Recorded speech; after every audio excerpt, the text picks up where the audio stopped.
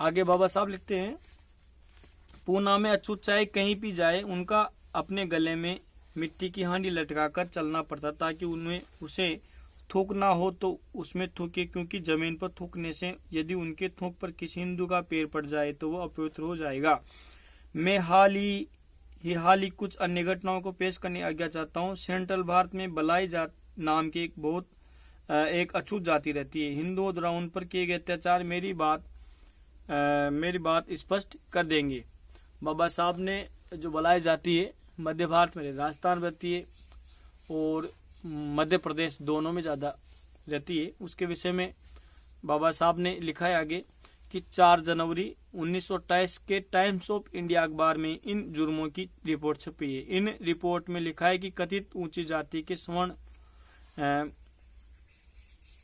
हिंदुओं ने अर्थात कलोटिया राजपूतों ब्राह्मणों ने, जिनमें इंदौर जिले के कनाड़िया, बिचौली, हप्सी, बिचौली, मर्दाना और लगभग 15 दूसरे गांवों के पटेल और पटवारी भी थे, उन्होंने अपने अपने गांव के बलाइयों को धमकी दी कि यदि तुम हमारे सहारे जिंदा रहना चाहते हो तुम्हें हमारी ये आज्ञा माननी पड़ेगी।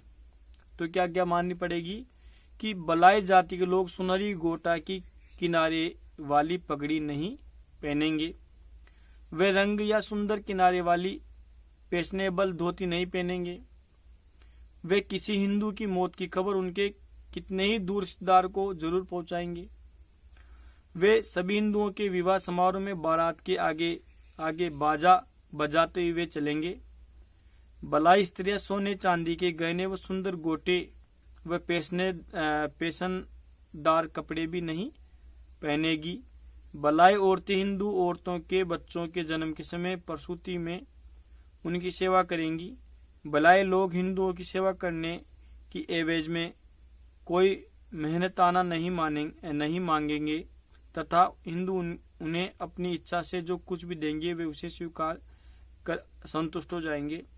यदि बलाई लोगों को यह शर्त स्वीकार नहीं है तो वे गांव छोड़कर निकल जाएं। बलाई ने आज्ञाओं को मानने से इनकार कर दिया तो हिंदुओं ने उनके खिलाफ अपने पशु चराने से रोक दिया, अपने खिलाफ सामाजिक कार्रवाई शुरू कर दी। बलाइयों को गांव के कुओं से पानी भरने और अपने पशु चराने से रोक दिया। बलाइयों को हिंदुओं की जमीन में से होकर जाने से भी मना कर दिया, इसलिए ताकि यदि बलाई के खेत के आसपास हिंदुओं के खेत हो तो बलाई अपने खेत में नहीं जा सके। हिंदुओं ने बलाइयों के खेतों में अपने पशु चराने के लिए छोड़ दिए।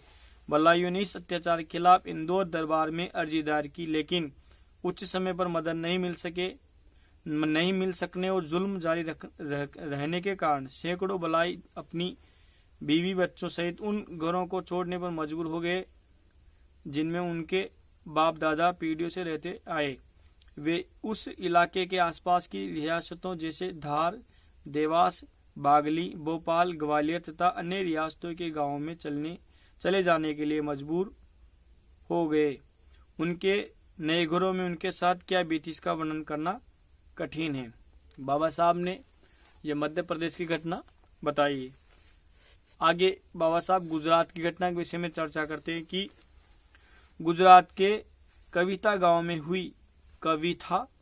हुई एक घटना अभी पिछले ही साल की घटी है। इस गांव के हिंदुओं ने अछूतों को आदेश दिया कि वे गांव के सरकारी स्कूल में अपने बच्चों को भेजने की हाथाजोड़ी नहीं करें। सवर्ण हिंदुओं की इच्छा के खिलाफ अपने नागरिक अधिकारों का उपयोग करने का साहस करने के लिए बेचारे अछूतों को कितना जुल्म सहन करना पड़ा ये हर कोई जानता है। इसका ज्यादा वर्णन करने की यह जरूरत नहीं है। गुजरात के अहमदाबाद जिले के जुहू नामक गांव की एक अन्य घटना सुनिए। नवंबर 1935 में कुछ संपन्न अछूत परिवारों की कुछ औरतों ने धातु के बर्तनों में पानी लाना शुरू कर दिया। हिंदुओं ने अछूतों द्वारा धातु के बर्तनों का प्रयोग करना अपने शान के खिलाफ अपमान समझा। इस गुस्ताखी के लिए अछूत औरतों पर निर्दयता से हमला कर मारा और पीटा गया।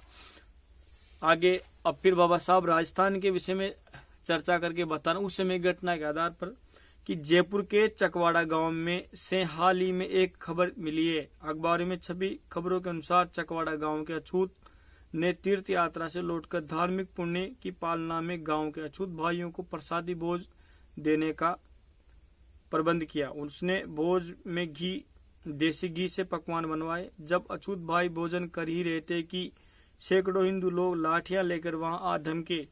उन्होंने सारा भोजन खराब कर दिया और अछूतों को मारा पीटा। वे बेचारे अपनी जान बचाकर भागे। इन निहत्थे अछूतों पर यह घातक हमला क्यों किया? अखबार में छपी रिपोर्ट ने इसका कारण बताया कि दावत देने वाला अछूत ने देसी घी खिलाने की हिम्मत कर दी और उनके मेहमानों ने अछूत होकर भी घी खाने की मूर्खता कर दी। देसी घी अमीरों के लिए विलास की चीज है, लेकिन ये कोई नहीं सोचेगा कि घी का उपयोग सामाजिक हैसियत का प्रतीक है। चकवाड़ा के सवर्ण हिंदुओं को यह सहन नहीं हुआ। सबक सिखाने के गुस्से में उन अछूतों को उनकी गलती का बदला लिया जिन्होंने घी के व्यंजन परोसकर सवर्णों का अपमान किया।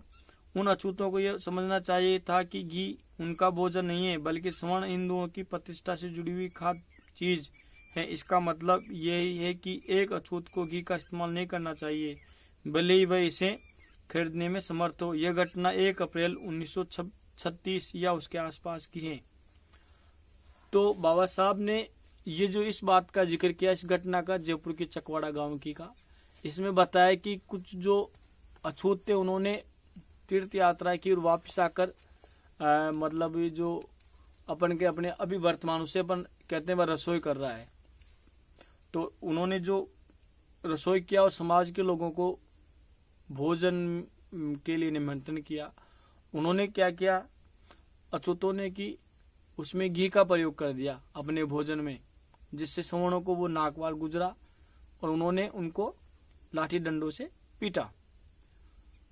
तो यह घटना सत्य जान पर, ऐसे तो बाबा साहब ने सत्य घटना लिखी, लेकिन इससे अगर अपने से लगाव देखते हैं, जोड़ते हैं, तो ये भी वास्तव में और सबूत के साथ सत्य प्रतीत हो जाती है। क्योंकि जैसे हमने बुजुर्गों से सुना है कि पहले हमारे जो समाज की जो औरतें, महिलाएं, उनको मतलब जैसे राजस्थान में जो पहनते हैं कड़ी, जो चांदी की, जो पैरों में जो गहना के रूप में पहनते हैं कड़ियाँ, उसको नहीं पहने देते थे, उसको वो शान समझते थे।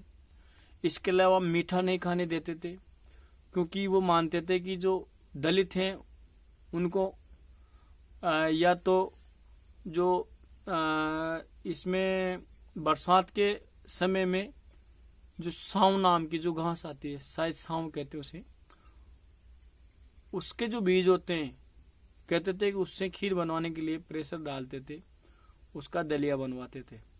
इसके अलावा मीठा नहीं खाने देते थे, क्योंकि भाई मीठा सवर्णों का, पटेलों का, पटवारियों का, उनका भोजन है। चाहे कितना ही संपन्न होगा दलित, लेकिन अछूत, लेकिन वो मीठा नहीं करता था। तो ये ऐसे लोग थे। और हमने सुना है कि वास्तव में पहले ऐसा होता था, या फिर दलित मांस खाएगा जानवरों का, ऐसा माना गया था, या उनका झूठा खाए, लेकिन ताजा स्वादिष्ट भोजन नहीं खा सकता था, ऐसा